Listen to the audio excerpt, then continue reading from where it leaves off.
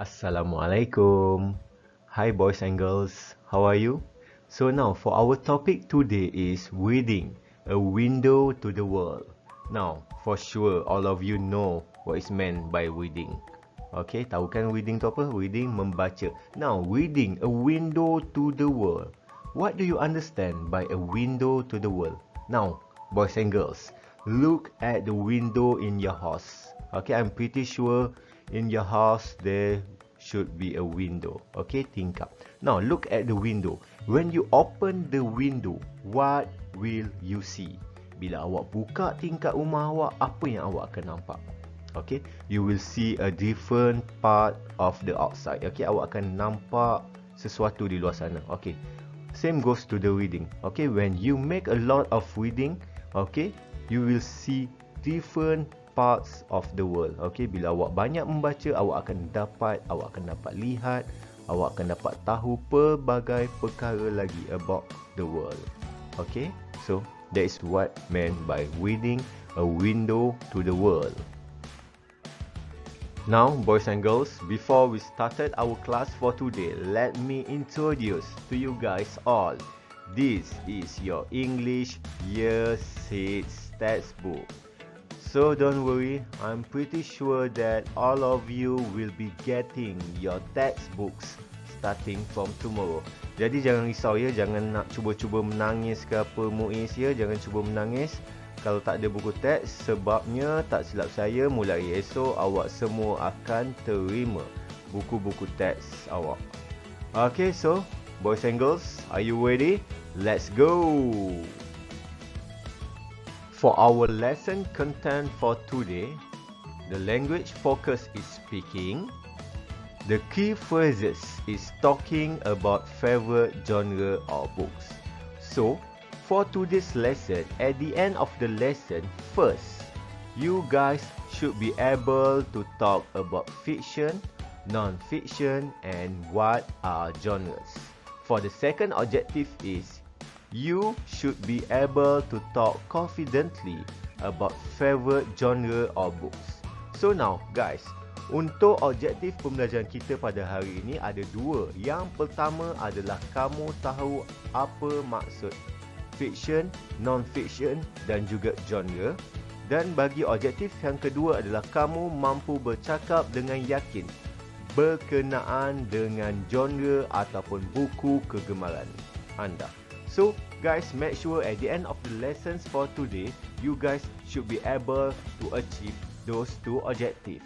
So, now, let's we go for our first lesson. Before we move along with our lesson today, we should be able to differentiate between fictional and non-fictional. So, what are they? Fiction, it is created from imagination. There are stories can be made up based on people, places or events. It is for entertainment purposes. For instance, mystery books, fantasy fiction, science fiction or folklore. So now to make it easier for you, fiction created direka berdasarkan imajinasi. Stories can be made up. Cerita-cerita ini direka ataupun dibuat berdasarkan orang, tempat ataupun peristiwa. Entertainment purposes, untuk tujuan hiburan ataupun suka-suka. Contoh, example of the books are mystery books, fantasy fiction, science fiction or folklore. Now, for non-fiction, it is based on facts. Ianya berdasarkan fakta ataupun cerita betul. Writing based on real events, real people. Okay, cerita ini dibuat berdasarkan peristiwa-peristiwa yang sebenar ataupun orang-orang yang sebenar. It is for educational and knowledge purposes. Okay, educational untuk tujuan pendidikan dan juga tujuan ilmu pengetahuan.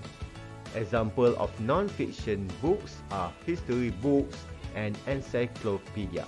So now guys, can you see the differences between fiction and non-fiction? Okay, fiction ni selalunya buku-buku cerita, buku-buku yang direka berdasarkan imajinasi, manakala non-fiction adalah buku-buku berkaitan dengan fakta ataupun cerita-cerita sebenar. So, do you have any questions?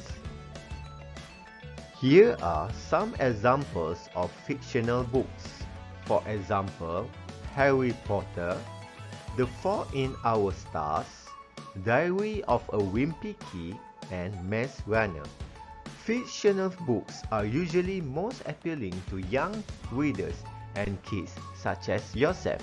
So now guys, as you can see, all of these books are created from imagination.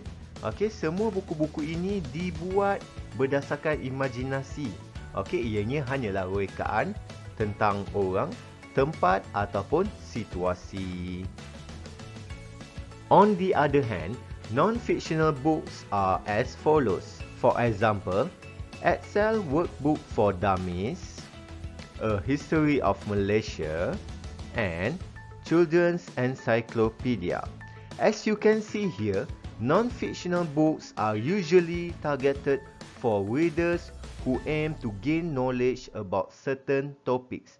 Okey, jadi seperti yang kamu boleh lihat, non-fiction adalah buku-buku berkaitan tentang sesetengah topik. Okay, now for example, Hanis wants to learn about a history of Malaysia. Okay, Hanis dia nak tahu berkaitan dengan sejarah di Malaysia. So Anis can look for a non-fiction book about a history of Malaysia.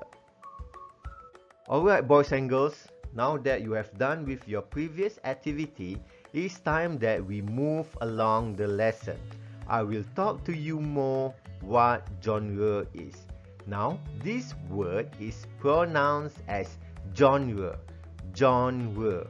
For that reason, I have run up for the 4 most popular genres among young readers such as yourself.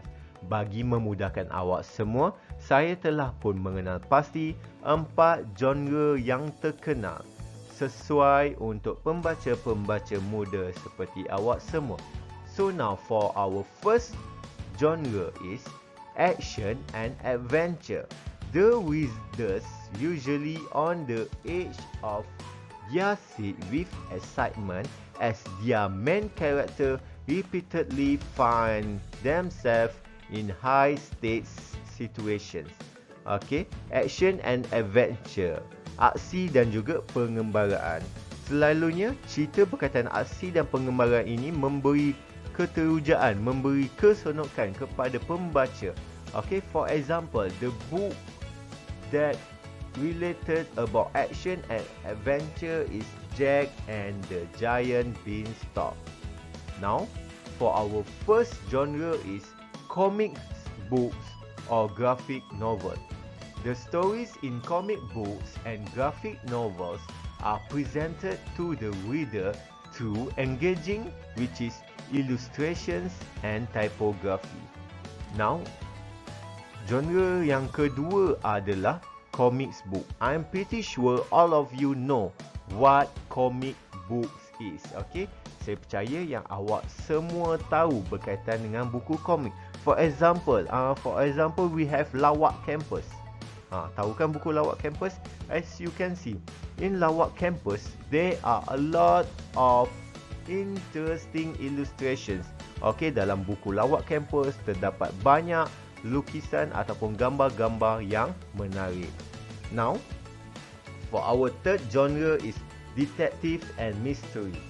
The plot always revolves around a crime of sorts that must be solved or foiled by the protagonist. Now, in detective and mystery, okay, dalam buku genre berkaitan dengan detektif dan misteri, selalunya ianya adalah berkaitan dengan jenayah ataupun masalah-masalah yang perlu diselesaikan oleh watak utama dalam buku tersebut. For example, the most popular book about detective and mystery that we have heard before is Sherlock Holmes. Okay, I'm pretty sure you guys know who is Sherlock Holmes.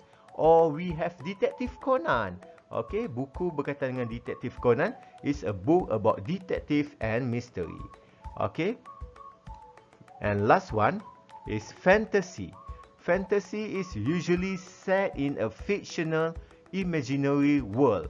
Okey, buku berkaitan dengan fantasi selalunya diadakan ataupun ceritanya berkaitan tentang dunia imajinasi. For example, we have Harry Potter. Now that we understand a little bit about genre, it is also important that we understand the reasons behind our choices of books. Usually, boys and girls, when we choose a book, there must be a reason. There must be reasons why we choose that book. Selalunya bila kita membaca sesuatu buku, mesti ada sebab kenapa kita memilih buku tersebut untuk kita baca. Now, for the first reason is illustrations. Usually, the young readers, such as yourself, are attracted to a book with have a lot of illustrations, pictures or typography. Okey, selalunya kebiasaannya pembaca-pembaca muda seperti anda semua tertarik kepada buku-buku yang mempunyai gambar ataupun gambaran ataupun tulisan-tulisan yang menarik. Now, for the second reason is genre. Usually, we choose a book because of genre. Okay, we have learned about 4 genres just now. Kita dah belajar pasal 4 genres sebentar tadi, and I'm pretty sure that you will at least have one of your favorite genre. Awak akan mempunyai sekurang-kurangnya satu genre kegemaran. Okay, for example, Amirul Azrin. Okay, Amirul Azrin's favorite genre is fantasy. So Amirul will choose a book that is related to fantasy. For example, Harry Potter. The third reason is author. Okay, so let's say if you have a favorite author. Okay, jadi contoh kalau kamu mempunyai penulis kegemaran, for sure you will choose or you will read book written by your favorite author. For example, Ramli Awang Murshid. So you will find or you will read books that are written by Ramli Awang Murshid. Now, for the fourth reason is fiction and non-fiction. So, kita dah belajar tentang fiction dan juga non-fiction. Jadi, kalau awak tak suka baca buku-buku berkaitan dengan non-fiction sebab awak rasa mengantuk, so you will choose fictional books. The fifth reasons are characters. Okay, characters. Jadi untuk buku-buku yang awak tahu, awak dah kenal dah characters in the book, so you will choose the book that have your favorite characters. And for the last reason is storyline, jalan cerita. Some of you might like storyline that give you goosebumps. Okay, awak suka jalan cerita yang memberi awak keterujaan. So for sure you will choose a book that have a good storyline. Now we are coming to the second lesson, which is speaking activity. After this, for your task, you will need to talk about your favorite story book. So, let me show you an example. I would read Harry Potter because I love this genre, which is fantasy. It is written by J.K. Rowling, who is my favorite author. The storyline or the plot keeps me on my toes. My favorite character in the book is Voldemort. The character taught me that it is important to be ambitious. So guys, this is your task for today. Okay, ini adalah tugasan kamu untuk hari ini. Okay, the first part, you need to write this down in your book and fill in the blanks. Untuk bahagian yang pertama, kamu haruslah menyalin ayat ini semula ke dalam buku kamu dan mengisi tempat kosong. And then for the second part, please do a voice recording about this sentence and send it to me through my personal WhatsApp. Okay, untuk bahagian kedua, sila buat rakaman suara untuk ayat-ayat ini dan hantar ke WhatsApp saya secara peribadi. Okay, so boys and girls, that's all for today. If you guys have any problem, please let me know.